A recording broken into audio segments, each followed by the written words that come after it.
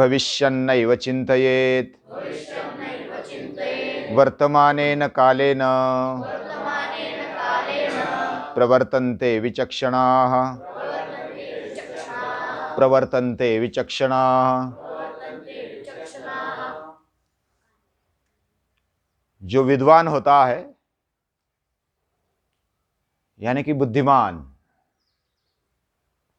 वह तीनों काल में कैसे व्यवहार करता है, ये इस श्लोक में देखने को मिलता है। जो गया, जिसका भूतकाल हो गया, उसका शोक नहीं करना चाहिए, न कर्तव्य। जिसका भूतकाल हो गया वो मुर्दा हो गया। भूतकाल में भूत होते, भूत यानी जो हो गया है, भू भवती होना, और भूत यानी जो हो गया अभी नहीं रहा। और भूत से क्या डरना, जो हो गया है उसका शोक मत करो, मुर्दे उखाड़ने जैसा है। भविष्यम नैव चिंतयेत्, भविष्य की भी चिंता नहीं करनी चाहिए। कोई सपने देखते भविष्य में हम ऐसा बनेंगे वैसा बनेंगे, और वर्तमान छोड़ देते हैं। जो अभी इसी समय करना है वह अच्छी तरह से करना है। वर्तमानेन कालेन प्रवर्तन्ते विचक्षणाः। जो बुद्धिमान होते हैं वो कैसे व्यवहार करते हैं, अभी जो चल रहा है, अभी जो कार्य चल रहा है, विचार चल रहा है, या तो जो भी हमारे मन में कर्तव्य की भावना है उसको अंजाम देना है अभी और इसी समय। समझो कि मैं बोल रहा हूं, मुझे बोलने में ध्यान देना चाहिए। आप सुन रहे तो सुनने में ध्यान देना चाहिए। योग चल रहा है तो योग में ध्यान देना चाहिए। और इस तरह पांडव अपने व्यवहार करते थे। युधिष्ठिर आदि पांडव, जो 5 पांडव, उनके जीवन व्यवहार में ऐसे ही देखने को मिलता है। जिस समय जो करना चाहिए, बिना विलंब, बिना जल्दबाजी, बिना जल्दबाजी वो अपने कार्य को अंजाम देते हैं। इसका अर्थ यह नहीं कि भूतकाल यानी इतिहास का अभ्यास नहीं करना चाहिए। अभ्यास करते समय यह ध्यान रखना चाहिए कि उसमें से क्या सीखना है। इसका मतलब यह नहीं कि आगे का प्लानिंग भी नहीं करना चाहिए, भविष्य का करना चाहिए, लेकिन उसके लिए कितना समय देना है। हार्डली 5% बहुत हो गया, 5% भी ज्यादा हो गया। हमारे हाथ में 24 घंटे है। 24 घंटे का प्लानिंग करने में समझो 10 मिनट 15 मिनट दे दिए, कोई प्रॉब्लम नहीं है। और गए कल से हमने क्या सीखा, मैंने क्या सीखा, इसका थोड़ा सिंहावलोकन करना चाहिए। उसके लिए भी 15 मिनट दे दिए। उसको आत्म परीक्षण बोलते हैं। और ये करते हुए वर्तमान काल में हमें चलना चाहिए। और वही पंडित होता है, वही विद्वान होता है, वही बुद्धिमान है। ये सीखने जैसा है। राजस्व यज्ञ में भरी सभा में शिशुपाल ने अपनी मर्यादा लांघी और भगवान श्री कृष्ण ने उसको अंजाम दे दिया और अपने सुदर्शन चक्र से उसका वध किया, माथा काट डाला। विनाशाय च दुष्कृताम परित्राणाय साधूनाम विनाशाय च दुष्कृताम। श्री कृष्ण का चरित्र जब भी देखेंगे तभी ये श्लोक ध्यान में रखनी चाहिए। परित्राणाय साधूनाम विनाशाय च दुष्कृताम। धर्म संस्थापनार्थ है, धर्म संस्थापना के लिए, सज्जनों के रक्षण के लिए, दुष्टों का विनाश। जो सुनते नहीं है, बदलने के लिए तैयार नहीं है, उनके लिए कंठ स्नान दिया है भगवान श्री कृष्ण ने। यह हमारे लेवल पर हमें क्या करना चाहिए। हम भगवान नहीं है, हम पूर्ण पुरुषोत्तम नहीं है, हमें भी उत्तम पुरुष होना है। लेकिन हमारी लेवल समझ में आनी चाहिए। हम ऐसा कर सकते हैं, सद्विचारों का रक्षण, दुष्ट विचारों का संहार हमारे ही जीवन में, और हम जो कर्तव्य कर्म अपना धर्म पालन करना चाहते उसका उत्थान। धर्म, हमारे जीवन में जो भी धर्म है, कर्तव्य कर्म है, उसको अंजाम देने के लिए तैयार रहना, ये आज की तारीख में हम कर सकते हैं। हमारे लेवल पर हम सोचे, हाँ भगवान ने जो किया हम वही करने लगे तो तकलीफ होगी, गड़बड़ होगी। हम अनुकरण करने के बजाय विचार पूर्वक आज की तारीख में, आज की दुनिया में व्यवहार करें। यह महाभारत से सीखने को मिलता है। शिशुपाल का वध हो गया, उसके बाद राजस्व यज्ञ आगे चला। हाँ, सभी जो ब्राह्मण थे, ऋषि मुनि, जो भी श्रेष्ठ वरिष्ठ आए थे, बुजुर्ग आए थे, राजे महाराजे आए थे, बहुत सारे स्तर के लोग आए थे, उनके समूह में, उनके साथ में ये राजस्व यज्ञ का समापन हो गया। हाँ, शिशुपाल का प्रेत संस्कार भी भीमसेन ने करा दिया। शत्रु है फिर भी प्रेत संस्कार होना चाहिए, क्योंकि उससे बीमारी फैलती है। अगर ज्यादा देर तक मुर्दा पड़ा रहा तो बीमारी फैलती है, कीटाणु विषाणु फैल जाते हैं। ये महामारी न फैले इसके लिए उसका जल्दी से जल्दी संस्कार, अंत्य संस्कार हो जाना चाहिए। वो कर दिया। उसके बाद में सभी साथ में बैठे और यज्ञ को भी अंजाम दे दिया, और सभी साथ में आकर भगवान श्री कृष्ण एक रक्षा की तरह पूरे यज्ञ के साथ में वो चल रहे थे। उनके कारण युधिष्ठिर बोलते हैं कि आपके ही कारण ये यज्ञ पूरा हो सका, निर्विघ्न पूरा हो सका। और सभी राजाओं ने बधाई दी युधिष्ठिर राजा को। युधिष्ठिर की, सम्राट युधिष्ठिर की जय हो, ऐसी जय जयकार गूंजी। युधिष्ठिर सम्राट बने, फिर भी अपने अहंकार से उन्होंने ऐसा नहीं कहा कि ये मेरे कारण हुआ, ये आप सभी ने मिलकर किया है। और स्वराज्य खड़ा हो, जैसे शिवाजी महाराज ने एक प्रतिज्ञा की थी, वचन या तो ये ले लिया था, एक स्वीकार संकल्प किया था, वैसे युधिष्ठिर और पांडवों ने भी संकल्प किया श्री कृष्ण की प्रेरणा से, और हम संस्कृति का कार्य करेंगे, अच्छा समाज कैसे बने इसके लिए जो भी करना पड़े वो करेंगे। हम खुद वैसे उसी नियम से चलेंगे। वो खुद उसी राह पर चलते थे और बाकी लोगों को भी चलाने के लिए प्रेरित करते थे अपने आचरण से। यज्ञ के द्वारा महान धर्म अनुष्ठान संपन्न हुआ, संगतिकरण हुई, मैत्रीकरण हुआ, और भगवान श्री कृष्ण का पूजन, अग्र पूजन भी हुआ। सभी में देवत्व देखने के लिए जो अंदर से भाव निकलना चाहिए, वो भाव भी हर एक में देखने को मिला। ऐसे धर्मराज ने बिना अहंकार, वास्तविकता को ध्यान में रखते हुए उन्होंने ये यज्ञ का समापन किया।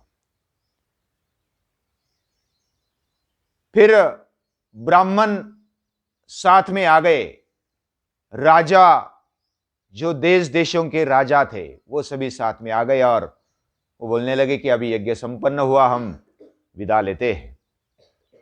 तो युधिष्ठिर ने भी सत्कार पूर्वक उनको सम्मानित किया, और अपने अपने राज्य में ऐसा ही राज्य करो जो भगवान श्री कृष्ण को अपेक्षित है, जो संस्कृति को अपेक्षित है, ऐसा ही राज्य करो। हाँ, ऐसा संदेश देकर सभी को सत्कार पूर्वक, सम्मान पूर्वक विदा किया। बाद में भगवान श्री कृष्ण भी आ गए और बोले कि मैं भी अभी चलता हूं, मुझे आज्ञा दे दीजिए। फिर युधिष्ठिर बोलते मैं कैसे आज्ञा दूं, आपके ही कारण ये सब संपन्न हुआ। आपको जाने के लिए बोलना मेरी जिह्वा उठती नहीं है, वो बोलने के लिए तैयार नहीं, शब्द निकालने के लिए तैयार नहीं है। इतना आपने हमें दे दिया है तो मैं कैसे बोलूं। लेकिन आप जो ठीक समझे कर्तव्य कर्म, आपको भी द्वारका जाना ही है, जाना ही पड़ेगा, तो मेरी आज्ञा की आवश्यकता नहीं है। फिर बाद में सुभद्रा द्रौपदी को मिलकर भगवान श्री कृष्ण विदा ले लेते हैं और सत्कार पूर्वक पांचों पांडव उनको नमन करके विदा कर लेते हैं। उसके बाद धर्मराज युधिष्ठिर और पांडव और बाकी जो भी बचे थे बुजुर्ग उनके साथ बैठे हैं। उधर फिर भगवान श्री कृष्ण द्वैपायन यानी महर्षि वेदव्यास पास में आ जाते हैं और पास में आने के बाद उनका पाद्य पूजन करके युधिष्ठिर सभी को बिठाता है कि बैठ जाओ, इनके आशीर्वाद से ही हमें यह सब मिला है और यह दुर्लभ सम्राट पद इंद्र को भी नहीं मिलता है इतना, तो इतना युधिष्ठिर को मिला, धर्मराज को मिला, तो ये आपके ही कारण मिला और आपसे हम कृतज्ञता व्यक्त करना चाहते हैं। इस प्रकार सभी साथ में बैठ गए। भगवान श्री कृष्ण द्वैपायन यानी महर्षि वेदव्यास को बैठे हैं और उन्होंने स्तुति की पांडवों की कि आपने जो दुष्कर काम है वो करके दिखाया है, ये किसी के बस की बात नहीं है और आपको आशीर्वाद देकर मैं अभी चलना चाहता हूं। आपकी कीर्ति अभी दिग्दिगंत में पहुंच गई है और मेरा भी अभी जितना चाहिए उससे अधिक सत्कार मेरा भी हुआ है, मैं अभी अनुमति चाहता हूं। धर्मराज ने हाथ जोड़कर कहा कि हे महर्षि, हे पितामह व्यास वेदव्यास, आपको मैं चरण स्पर्श करता हूं, लेकिन मुझे एक बात का भी संशय है, वो मिटा दो कि जो इस यज्ञ में महर्षि नारद ने कहा था कि जो वज्रपात आदि जो दैविक आदि भौतिक आध्यात्मिक अलग अलग तरीके से धूमकेतु और अंतरिक्ष में जो भी उत्पात आएगा उसका कुछ परिणाम होगा, तो वो परिणाम क्या शिशुपाल के वध के बाद क्या खत्म हो गया? अभी तो कोई अनिष्ट नहीं होगा ना? एक मन में आशंका है। आशंका वैसे नहीं रखनी चाहिए, फिर भी धर्मराज आशंकित है और वो पूछते हैं वेदव्यास जी से। तो श्री कृष्ण द्वैपायन कहते हैं, हे राजन, वो उत्पातों का जो परिणाम है वह 13 साल के बाद वो प्रभाव उसका दिखाई देगा और नरसंहार होगा, क्षत्रियों का संहार होगा। मैं ये भविष्य देख रहा हूं और उस समय दुर्योधन के दोषों के कारण, उसके अपराध के कारण वो निमित्त बनेगा और बहुत सारे क्षत्रियों का संहार होगा और सब क्षत्रिय इकट्ठा होकर के आ जाएंगे और भीमसेन और अर्जुन के द्वारा उनका संहार होगा। भगवान श्री कृष्ण द्वैपायन यानी कृष्ण द्वैपायन इनको भी कहते वेद महर्षि वेदव्यास को, तो वो ऐसा कहकर बोले कि अभी मैं चलता हूं कैलाश की ओर, अपने शिष्यों को लेकर वो चल पड़े। युधिष्ठिर थोड़ी सी चिंता में डूब गए, शोक करने लगे, लेकिन वो शोक करके बैठने वाले नहीं थे। गते शोको न कर्तव्यो, जो अच्छा हुआ बुरा हुआ जो हुआ सो हुआ, लेकिन अभी भविष्य का भी अंदाज लेना चाहिए। इसके कारण उन्होंने भविष्य का अंदाज लिया कि आगे क्या होने वाला है, तो आगे का प्लानिंग होना चाहिए, नियोजन होना चाहिए और गत जो भी भूतकाल में हुआ उससे सीख लेनी चाहिए। इस प्रकार अभी क्या करना चाहिए, मैं इतना नियम से रहूंगा और मेरे अभी लास्ट वाले 13 साल है, ऐसा समझकर मैं अपने व्यवहार करूंगा। किसी से कोई शत्रुता नहीं रखूंगा, शत्रु भी है तो उसको मित्रता जैसा व्यवहार करूंगा, और जो बंधु है तो उनके साथ बंधु जैसा व्यवहार करता ही हूं।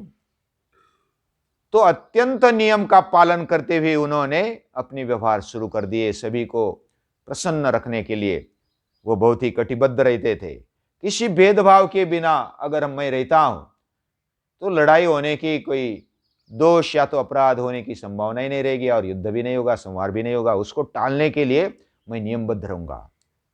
ऐसा सोचकर वह नियम से रहने लगे। अपने पितरों का तर्पण, देवताओं का पूजन, और सभी साथी है, साथी जो रहते हैं उनके साथ अच्छा व्यवहार, प्रेम से व्यवहार करते हुए वे अपना कर्तव्य कर्म करने लगे।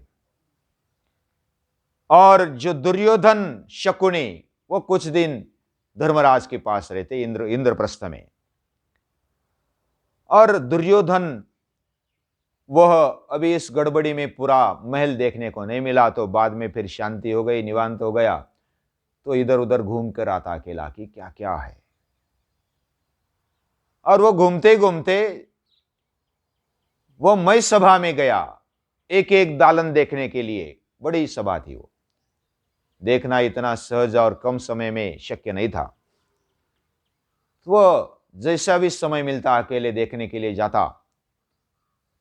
उस समय जिधर वो फर्शी उसको लगी, जमीन लगी, ऐसा लगता था, और उधर पानी होता था, और जिधर पानी जैसा दिखता था उधर वो ऐसा उसका जो वस्त्र था उसको ऊपर कर लेता और फिर चलने लगता।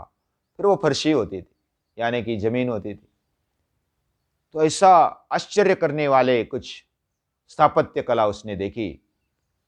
और वो पानी में जब गिर गया तब कुछ पांडव और द्रौपदी ने उसको देखा, और वो हंसने लगे। उसको बहुत लज्जा आ गई कि अरे ये हंसना भी चुभ गया, अंदर जलन होने लगी, ये मेरे पर हंस रहे हैं। और उसको मन ही मन बहुत ही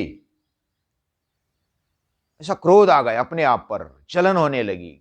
ये मेरे से बड़े हो गए, कितना साम्राज्य प्राप्त किया युधिष्ठिर ने, पांडवों ने, हाँ पीछे से और आगे चले गए, ऐसा उसको लगा। दुर्योधन के मन में इस प्रकार जलन की पीड़ा होने लगी, तो वो शकुनी के साथ बातचीत करने लगा कि क्या किया जाए। शकुनी अपने भांजे की विकलता देखकर वो बोलते हैं कि धर्मराज युधिष्ठिर ने अपने पराक्रम से यह प्राप्त किया है, पांडवों ने पराक्रम से यह प्राप्त किया है, उसमें प्रसन्न होना चाहिए, उनका ऐश्वर्य देखकर प्रसन्न होना चाहिए। ऐसे कैसे तू व्यवहार करता है। श्री कृष्ण ने सभी के सामने शिशुपाल को मार गिराया, और उनकी हिम्मत और उनकी ताकत, उनका पुरुषार्थ, हाँ इनके बारे में ऐसा सोचना गलत है। शकुनी ऐसे बोलते। लेकिन दुर्योधन, उसकी जलन कम नहीं हुई। वो अपने मामा को बोलता है कि मेरे मन में ये ऐसा क्रोध से, आग से, जलन से मैं अंदर ही अंदर जल रहा हूं, और मैं अभी पिताजी के पास जाकर ये सब बताऊंगा। और शकुनी को भी बोल देता, अपने मामा को।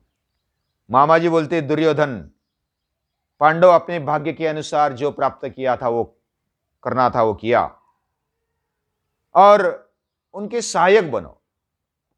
फिर भी वो माने नहीं। आपकी अगर आज्ञा है तो मैं इनको मार कर अभी दुशासन, कर्ण को लेकर, और इनको मार दो युद्ध में, और मैं जीत जाऊं और उनको परास्त कर दो, ऐसा लगता है। तो शकुनी कहते हैं, दुर्योधन इतनी जल्दबाजी मत कर।